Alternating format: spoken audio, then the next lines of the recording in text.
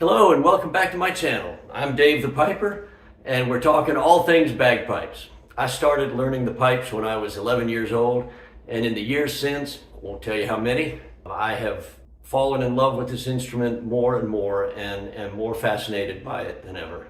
So in our last video, we discussed the bag itself and learned that even though it is a simple piece of the bagpipes, there's more to it than meets the eye. In this video, I'm going to discuss the two ways that the piper gets air into the bag, and that's through either a blowpipe or a bellows. So come along.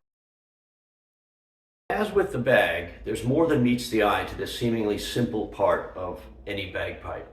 To recap, the bag is a reservoir of air between the piper and the pipes through which the sound comes. The reeds in the drones and in the chanter produce sound by air flowing through them from the air that's being squeezed inside the bag, not directly from the piper. And so since the air in the bag is being squeezed out constantly through the pipes, then the musician has to refill the bag every time he or she draws a breath.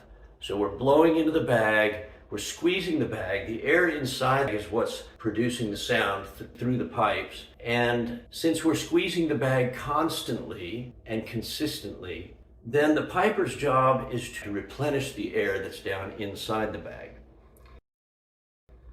So the first way to keep air inside the bag is to blow it directly from the lungs. And this is achieved through this pipe here. It's got a very technical name to it. It's called the blowpipe. And in older days, it used to also be called a blow stick. Same difference. It's simply a pipe through which the musician blows. However, there is a one-way valve down here in the stock to allow air into the bag, but when I draw a breath and it continues squeezing, the valve shuts so that air doesn't come rushing back up into the piper's mouth. Remember, we want all the air going into the bag to flow out through the drones and the chanter, the pipes that are making the music, and not lose air through the skin of the bag or through seams or through the blowpipe. This is an older set of pipes that I have. They're made by a company called Gibson small pipes and mouth blown. And back when I was using the Little Mac valve in my Highland pipes, I took it out of those and I put it in here. So this is mouth blown Scottish small pipes, which incidentally for Highland pipers who are interested in getting into the world of small pipes, this and other mouth-blown small pipes are really a great option because there's virtually no difference in playing these than there are with the Highland pipes. It's just easier to blow. But anyway, this is the blowpipe of the Gibson pipes. It actually came with a rubber valve on it, and I replaced it. This is the Little Mac valve. It is basically a piece of plastic. You ream out the base of the blowpipe here a little bit, and it has a little tiny rubber diaphragm in here, one-way valve, just like the leather ones, but it's made of very thin rubber, very soft rubber, and it just inserts in there by friction, and it's brilliant. I cannot draw any breath back in through this. It is a really, really great solution, and it's low cost, $14, $15, something like that. So if your set of Highland pipes does not have a proprietary valve down in the stock, I highly recommend the Little Mac valve. It'll be the last valve you ever insert or fix up for your pipes. It'll last forever, and it's virtually maintenance free. There are other proprietary synthetic valves for blowpipes. Another one is called actually Big Mac valve. I don't have one of those, but it replaces the stock with a built-in system that attaches to a water moisture device also for inside the pipes. It's kind of an all-in-one solution there. So even though it doesn't look like it, there's a lot going on here in the stock and at the base of this blowpipe. Now, let's talk about the other end of the blowpipe here a little bit. Most pipers, including me, I bite down gently on this to hold it, so when I'm taking a breath through the side of my mouth, I'm not losing the blowpipe,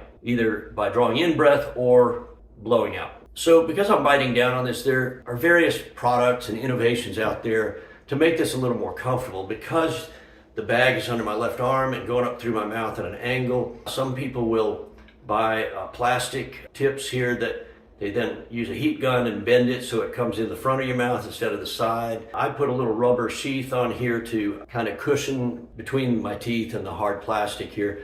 There's other ones out there too. You'll see some pipers that will use like an oval adapter here to make it a little easier to clamp your lips around the side of this and not lose air through the sides when you're blowing. There's even one out there that's a ball valve that allows the blowpipe to come out at an angle and then just turn and go right into your mouth straight. And so these are all various innovations. I don't do that. I just put a rubber tip on here just to make it a little more comfortable. So that's about all there is to the blowpipe on a set of mouth-blown bagpipes.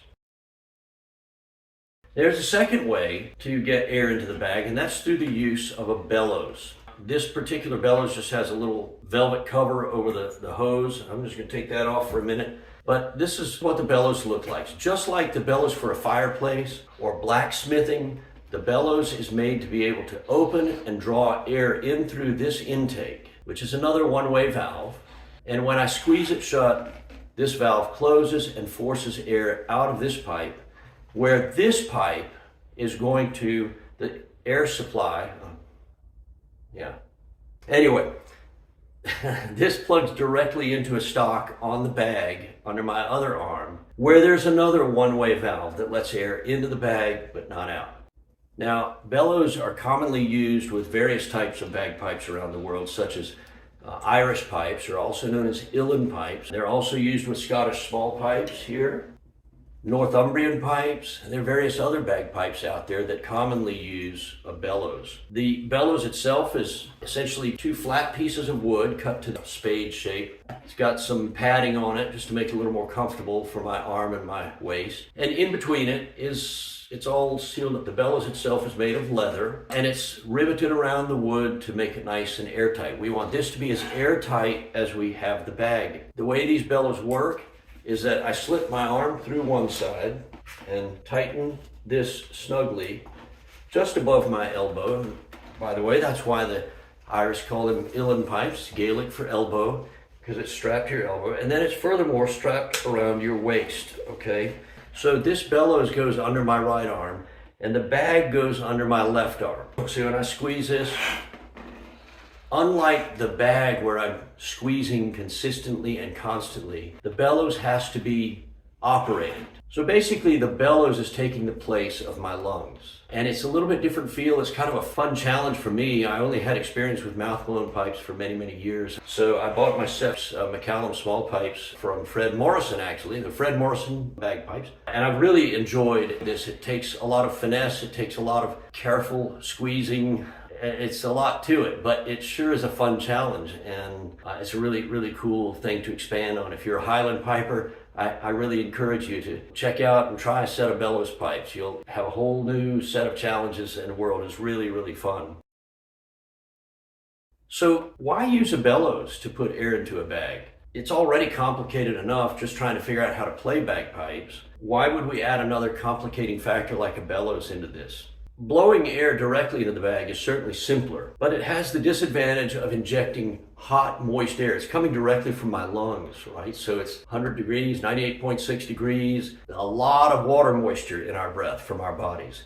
So by injecting that into the bag, that hot, moist air can affect the reeds, the cane reeds, and it can reduce the lifespan of those reeds through repeated cycles of getting higher humidity and then drying out.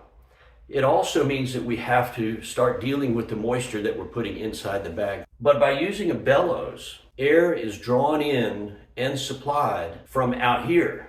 Because that bellows is taking the place of my lungs, we're putting ambient air, if you will. I don't know if that's the right adjective, but I'll use it.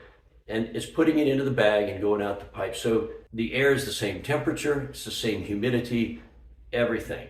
Okay, and what this does is makes for a much more stable cane reed. They're not having to go through the repeated cycles of getting moist and then drying out. And because you're not dealing with excessive moisture, you don't have to mess at all with internal water moisture devices, water control devices.